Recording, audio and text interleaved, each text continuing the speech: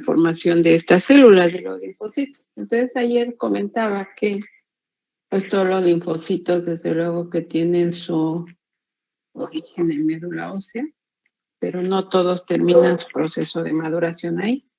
Pero decía que las células natural killer se dice que pertenecen a la inmunidad innata porque cuando se presenta un antígeno dan respuesta inmediata. Y esa respuesta inmediata, pues desde luego depende del agente patógeno. Sabemos que los linfocitos lo que atacan en primera instancia, pues son agentes patógenos intracelulares, virus, algunas bacterias, y entonces pues eso es lo que hace. Entonces esa estimulación antigénica es lo que hace que la médula ósea, pues desde luego tenga que acelerar también la formación, perdón, el proceso de maduración de las células precursoras de los linfocitos. Desde luego que cada persona cuando nace ya trae en sangre linfocitos B, T, ya hay linfocitos natural killer, pero la estimulación antigénica pues es la que hace que se puedan producir más. Desde el punto de vista de lo que es la linfopoiesis, les decía ayer que antes se sabía muy poco, y por eso se hablaba de una linfopoiesis muy sencilla.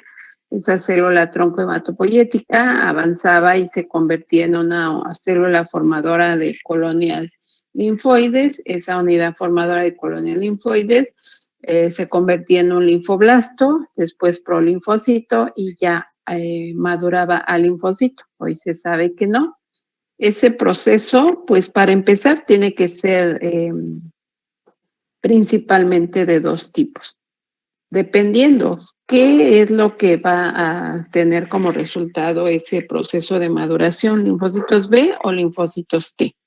Entonces, para eso, después de la unidad formadora de colonias linfoides, pues lo que va a haber son células que se les llama precursores y que son precursores B, precursores T y desde luego natural killer, pero ahorita nos vamos a enfocar en los B y en los T.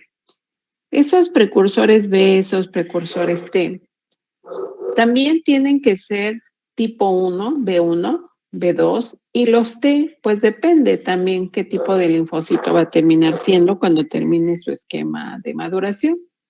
Linfocito TCD4, ya sea cooperador inflamatorio, linfocito TCD8.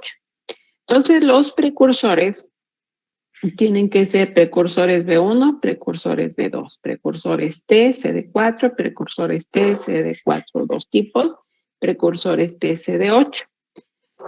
Estos precursores, ahorita no veamos antígeno, estos precursores siguen su proceso de maduración y ese mismo precursor B puede llamarse también inmunoblasto. Inmunoblasto B1, inmunoblasto B2, inmunoblasto TSD4, etcétera, etcétera. Ese inmunoblasto, dentro de lo que es el esquema de linfopoiesis, va a convertirse en prolinfocito. Y también tiene que ser prolinfocito B1, prolinfocito B2, prolinfocito TSD4, etcétera, etcétera. Ese prolinfocito finalmente, hablando de linfopoiesis, se convierte en linfocito. Igual linfocito B1, linfocito B2, linfocito TSD4, linfocito como proceso de linfopoiesis es lo que está ocurriendo. El proceso de maduración del linfocito B termina en médula ósea. El proceso de maduración del linfocito T, de los precursores T, no termina en médula ósea, sino que sale y por eso se llaman T, porque termina en timo. Ahora, estos linfocitos B, pues sabemos que son los encargados también de la síntesis de anticuerpos, pero propiamente el linfocito no lo hace, sino que sigue otra etapa de maduración ese linfocito para que pueda realizar esta función y se convierte en una célula plasmática. Esa célula plasmática sí es la encargada de la síntesis de anticuerpos. Y ya los linfocitos T de los diferentes tipos, pues lógicamente cuando ocurre un proceso infeccioso se deben de activar para responder a la agresión, pero los linfocitos necesitan de células presentadoras de antígeno.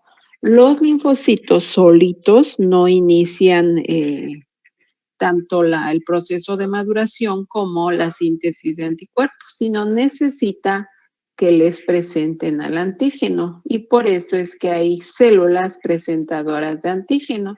Y pues obviamente los procesos infecciosos, pues depende de qué agente patógeno se trate, pues puede ingresar por piel, puede ingresar por mucosas, puede, una vez que ya ingresó, estar en líquidos intersticiales y entonces en todos esos lugares también es necesario que haya células presentadoras de antígenos si es que en alguna de estos es donde inicia el proceso infeccioso.